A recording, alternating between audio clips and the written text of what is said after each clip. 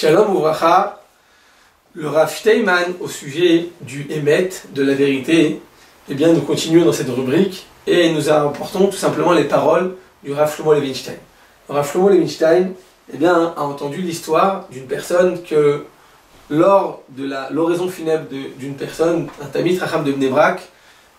le jour de sa mort tombait pendant les fêtes. Et vous savez que pendant les fêtes, on ne peut pas faire d'oraison funèbre. Donc on est parti voir la Steinman en lui demandant est-ce qu'il était possible de dire quelques paroles sur le mort ou quelques paroles de renforcement, même si on ne fait pas des oraisons funèbres, mais au moins dire quelques paroles. Et il a dit clairement qu'il était absolument interdit de dire aucune oraison funèbre pendant une période de joie, pendant une période de fête. Donc il a interdit de dire aucun mot sur le mort.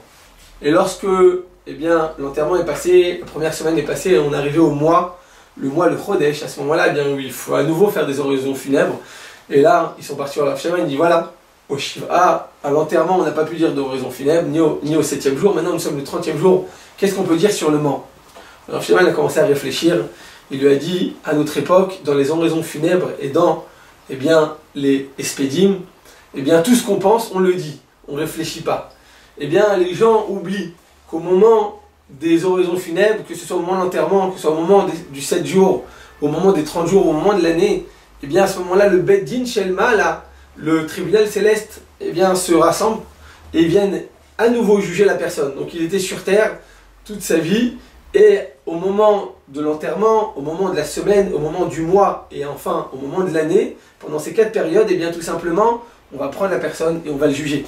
Et voilà qu'au moment où on va le juger, on entend que les gens sur terre disent « Quelle grande sadique !» Combien de chesed, c'était un rodef chesed de tzedaka, il faisait que toute sa vie que du bien. En réalité, il faisait pas beaucoup de bien, il faisait de temps à autre. Mais les gens ont tendance à augmenter, ont tendance à exagérer et à dire et à proférer des paroles qui ne sont pas toujours vraies. Donc à ce moment-là, Rav Steinman a dit si l'homme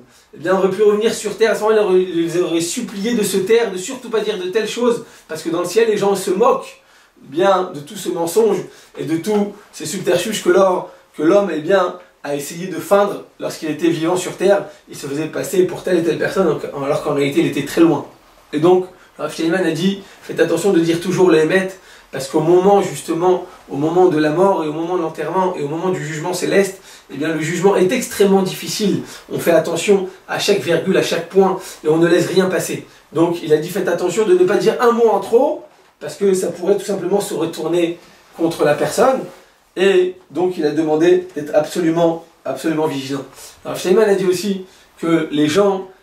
pensent qu'ils font beaucoup de mitzvot et qu'ils font beaucoup la volonté de la Kadosh Baruch Hu. Il dit mais si les gens savaient qu'en réalité ils sont très loin de faire les Shem Shamaim totalement au nom de Dieu, sans aucun intérêt personnel, il dit pourvu que les gens puissent faire 1 seul % de toutes leurs mitzvot au nom d'Akadosh Baruch Hu, au nom de Dieu, totalement les Shem Shamaim. Et bien le Rav Levinstein a dit dans ce cas-là, le Shulchan Aruch, il est écrit dans le Shulchan Aruch qu'il est permis de faire des oraisons funèbres, qu'il est permis de faire tout simplement, de proférer des paroles sur le mort, tout simplement de faire des éloges du mort, peut-être pour aussi renforcer toute l'assemblée, tous les gens qui sont venus aujourd'hui pour lui donner son dernier respect aux défunts. Voilà que le Shulchan Aruch nous dit clairement qu'il est permis de faire des oraisons funèbres. Est-ce que vous, Rav Steinman, vous pensez que tout ce qu'on dit, c'est trop si on ne fait pas très attention? Alors Steinman a répondu qu'à l'époque, il y avait effectivement des gens de Emet, il y avait des gens de vérité, mais à notre époque, on fait toujours attention à la manière dont on a l'air, dont les gens nous regardent, et on ne fait pas toujours attention au tochen, au contenu de la personne. Donc c'est pour ça que Rav Steinman a dit qu'il fallait faire très attention, et c'est vrai que dans le Shulchan Aruch, il est permis, il est recommandé, c'est même une mitzvah de faire des oraisons funèbres, mais il faut être extrêmement vigilant de ne pas dire une parole de trop, d'autant plus qu'à l'époque du Shulchan Aruch, les gens faisaient très attention aux Emet, et les paroles et les gens qui proféraient des oraisons funèbres, et puis le défunt étaient des gens de Emet, donc c'était beaucoup plus facile. Mais Emet, le Rav Steinman a raconté qu'il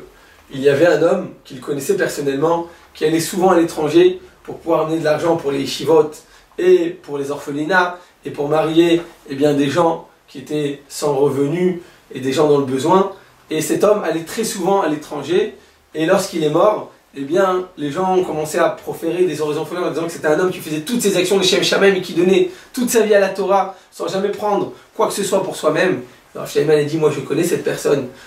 il a bien entendu pas nommer la personne, parce que pour pas qu'il lâche un arabe, il a dit je connais une personne sur laquelle les gens ont fait beaucoup d'oraisons funèbres en disant qu'il faisait totalement les Shem Shamaim, mais moi je connaissais sa situation personnelle, sa situation familiale, je sais très bien qu'il allait souvent à l'étranger pour se sauver de sa maison parce qu'il ne voulait pas faire face aux problèmes de sa maison, il avait des problèmes personnels, et sa seule solution était de se sauver de la maison, donc il ne faisait pas en réalité le Shem Shamaim, il faisait pour son intérêt personnel. C'est vrai qu'il faisait aussi d'autres mitzvot, mais dire que tout ce qu'il faisait c'était au nom de Dieu, eh bien c'était absolument interdit. Donc Rav Steinman était très vigilant. Et effectivement, on se rappelle tous lors de l'enterrement de Rav Steinman, il a donné 10 points et 10 oraisons et 10 enseignements dans lesquels il demande absolument de ne pas dire des jvachim, de ne pas dire des titres honorifiques trop glorieux à son égard, et il demande d'écrire à peine sur la tombe arabe sans d'autres titres honorifiques, parce qu'il s'éloignait totalement de ça. Alors Steinman, on l'a connu de son vivant, quelle anava, quelle humilité, quelle discrétion, quelle grandeur, quelle midat émet, eh bien l'accompagner toute sa vie, et donc nous devons Bezrat Hashem tous ensemble prendre son chemin pour pouvoir eh bien, lui permettre de continuer à la halot mal à Bala Machamem, et que nous continuons sur terre son enseignement, parce que les tzadikim, quand ils sont morts, eh bien, ils sont encore vivants parce qu'ils nous donnent leur enseignement, et nous continuons eh bien, tout simplement à les accomplir jusqu'à aujourd'hui.